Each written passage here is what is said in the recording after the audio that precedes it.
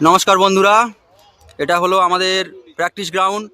এই practice ground থেকে তিন ভাই গতকাল আমাদের এসএসসি জিডি রেজাল্ট দিয়েছে। সেই এসএসসি জিডিতে তিন ভাই পাশ করেছে।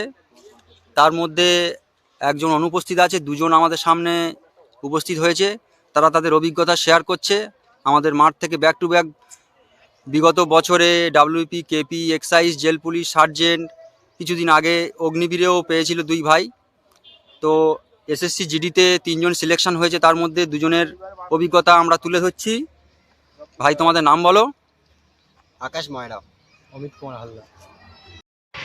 তোমাদের পরীক্ষা কবে হয়েছিল? 2025 জোরে জোরে জোরে। ফেব্রুয়ারি মাসে। পরীক্ষার জন্য প্রিপারেশন কি সিম্পল ভাবে নিয়েছিলে নাকি আরো জোরে। আলাদা করে প্রিপারেশন নিয়েছিলে? স্পেশাল বলতে বেসিক ক্লিয়ার করেছিলাম অফলাইন ক্লাসে, আর অনলাইন ইউটিউবে পড়তাম আর ডব্লিউতে মক টেস্ট দিতাম, কি টেস্ট, আর টেক্সট বুকও আছে, আদিত্য স্যারেরও ক্লাস করতাম কিছু কিছু। আর তারপরে এমনি কতক্ষণ পড়তে তোমাদের, তাও পড়ার ডিউরেশনটা কিরকম ছিল এই মাঠ প্র্যাকটিস করার পরে তোমাদের? আমি খুব একটা বেশি পড়তাম না, আমি যখন মনে হতো কম কম করে পড়তাম, আর যতটুকু পারতাম যেটুকু পড়ছি সেটুকু বুঝে পড়ে চলে আসতাম। আর তারপর 4 ঘন্টা বেশি পড়তাম। আর পরীক্ষার জন্য আলাদা করে মক টেস্ট ছাড়া কি আর কিছু দিত, মানে কোনো স্পেশাল বই কিনে পড়াশোনা বা এরকম? হ্যাঁ, আবিদ আগরওয়ালের স্যারের বই আছে ম্যাথিক, আর রিজনিংয়ের সিজিএলের প্র্যাকটিস সেট আছে, আর বাকি আর ডব্লিউ টেক্সট বুক আছে। আর তুমি নাকি অন্য কিছু হ্যাঁ, কোনো আলোচনা ছিল? আমি একটু জোরে। সাধারণত বাড়িতে নিজে থেকে সেলফ স্টাডি করে প্রিপারেশন নিয়েছি, ঠিক আছে। তো ওই একই বাড়িতে বই আর ক্লাস করতাম, ক্লাসও করতাম, স্যারের ক্লাস করতাম, আর নিজে থেকে বাড়িতে করে প্রিপারেশন নিয়েছি। আর এমনি কোনো আলাদা শুধু ওই ক্লাস করতে, ক্লাসের নোটবুক করতে, নাকি আলাদা কোনো বই বা তোমাদের? হ্যাঁ, আলাদা বই তো পড়তাম, আর.এস. আগরওয়ালের ম্যাথ বই, সুবিধাশী রিজনিং বই, এইসব বইগুলো ফলো করতাম কন্টিনিউ। এর সাথে তাও ক্লাসও করতাম। তোমাদের বলে এই মাঠ প্র্যাকটিস করার পর তারপর বাড়িতে গিয়ে তাও তুমি আলাদা করে কতক্ষণ? দিনে 5-6 ঘন্টা মতো পড়তাম। বেশি টাইম দিতে পারতাম না, মাঠ করার পর অতটাই টাইম পড়ার জন্য পড়তাম। তারপর তোমার তাও কত নাম্বার ছিল? তাও কত নাম্বার ছিল এইটা? আমার পরীক্ষাতে? নাম্বার ছিল 102 নাম্বার। আর এতে কোন পোস্ট চয়েস করলে তাহলে? আমি পোস্ট পেয়েছি বিএসএফ। তোমার এতে কত নাম্বার ছিল? 116 প্লাস ছিল, 116 সামথিং। আর ফার্স্ট চয়েস ছিল সিআইএসএফ, আর সিআইএসএফও হয়েছে। আর এই তারপরে দেখা যাচ্ছে কবে জয়েনিং হয়। সিআইএসএফ এর কাট অফ কত গেছে তোমাদের? 105। আর তোমাদের বিএসএফ এর কাট অফ কত? বিএসএফ কাটা গেছে 84। তোমার কত ছিল নাম্বার? আমার ছিল 102। 102। তাও এরকম হঠাৎ করে এরকম চয়েস করার কোনো কারণ ছিল? বিএসএফটা আমার পছন্দ, ওই জন্য আমি বিএসএফটা ফার্স্ট চয়েস করেছি। একটা কথা বলবো যে জিডির জন্য করলে মাঠের সঙ্গে পড়াশোনাটা ঠিক তাল মিলিয়ে খাওয়ানো যায় না, কারণ মাঠের খুব একটা হিউজ সময় দিতে হয়, কারণ 4-5 ঘন্টা। সে কারণে দুপুরবেলাও কিছুটা টাইম ঘুমোতে হয় কিছুটা, আর তারপরে পড়ার জন্য 3-4 ঘন্টা থাকে, ওই টাইমটা বেশ করতে হয়। তোমাদের জিডি রান কত টাইমে কমপ্লিট হয়েছিল? আমার 20 মিনিট, মানে 24 মিনিটের মধ্যে 20 মিনিটে কমপ্লিট করে দিয়েছিলে। তোমার আমার 22-45। ঘরের মাঠে কতক্ষণ করে প্র্যাকটিস করতে? 3-4 ঘন্টা হয়ে যেত। 3-4 ঘন্টা হয়ে যেত। বিভিন্ন টাইমে প্র্যাকটিস করতাম, দুপুরবেলা, সকালবেলা, বিকালবেলা প্র্যাকটিস করতাম। তাও এই নতুন যারা জুনিয়র আসবে তাদের জন্য কি পরামর্শ, যে ওরা মাঠ আর পড়াশোনা কি করে মেল করে চলবে, ব্যালেন্স করে দুটো লাইফ?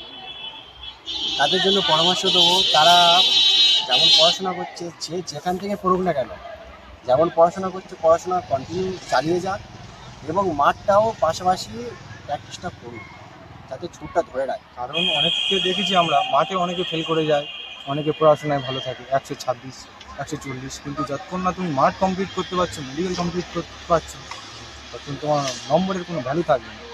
আর সত্যি কথা বলতে এখন কম্পিটিশানটা এমন জায়গায় চলে গেছে, পড়ার সাথে সাথে তোমাদেরকে মাঠটাও প্র্যাকটিস করতে হবে, কারণ কোনো দিকে তোমার ছেড়ে রাখলে হবে না, তুমি যেটা ছেড়ে দেবে সেটা অন্য কেউ তোমার করে নেবে। তোমাদের মেডিকেল কেমন কি হয়েছিল? মানে খুব কি কঠিন হয়েছিল, অনেকে বাদ যাচ্ছিল নাকি রিমেডিকেল খাচ্ছিল, কেমন?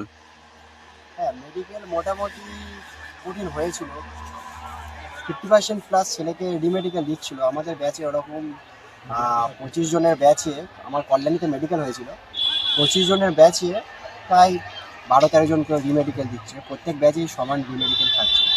তারা কি পরে পাশ করেছিল না? হ্যাঁ, তার মধ্যে কিছু ছেলে পাস করছে, আবার কিছু ছেলে একেবারেই বাদ যাচ্ছে। এইভাবেই হচ্ছে।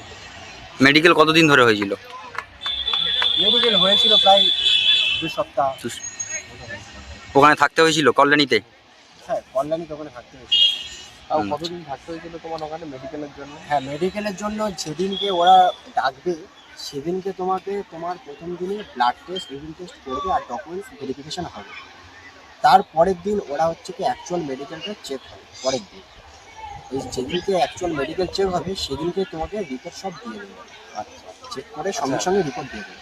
রিমেডিকেলের জন্য কি যাদের হ্যাঁ, রিমেডিকেল দেয় তাদের কি ওখানে আবার থাকতে হবে নাকি তারা আবার মানে বাড়ি থেকে এসে ব্যাক করতে পারে? আচ্ছা, এখানে রিমেডিকেল প্রসেসটা এরকমভাবে হচ্ছে, যারা রিমেডিকেল খাচ্ছে মেডিকেলের পরের দিনই তাদেরকে রিমেডিকেলের জন্য ডাকছে, পরের দিনই রিমেডিকেলের জন্য যাচ্ছে। তাহলে হ্যাঁ, থেকে গেলে বেটার হবে। তো তোমাদের রেজাল্ট আউট হয়েছে কালকে, গতকাল 15 তারিখ রাত 9:30টার সময়। তোমাদের জয়েনিং তাহলে কত দিনের মধ্যে হবে সেরকম কিছু?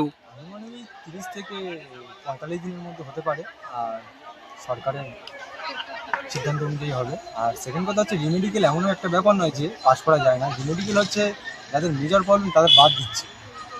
আর ডাক্তাররা কোনো রিস্ক নিতে চাইছে না, যে সমস্ত ছোটো ডাক্তার। আর আকাশ ভাই, তোমার তো অগ্নিবীরে হয়েছে, তো অগ্নিবীর আর জিডি একসঙ্গে দুদিনের গ্যাপে দুটো চাকরি পেয়ে গেলে একসঙ্গে, তো তোমার কোন চাকরিতে জয়েন করার ইচ্ছা আছে, বা কোনটাতে যেতে ইচ্ছুক, বা তোমার মন কি চাইছে? আমি এসএসসি জিডিতে, মানে আমার বিএসএফ পোস্ট হয়েছে, তো আমি বিএসএফে যেতে চাই, যেহেতু এটা পার্মানেন্ট জব। আর অগ্নিবীরে যেটা সমস্যা সেটা হচ্ছে কি 4 বছর করে দিয়েছে, তো এই একটা সমস্যা ফেস করছি।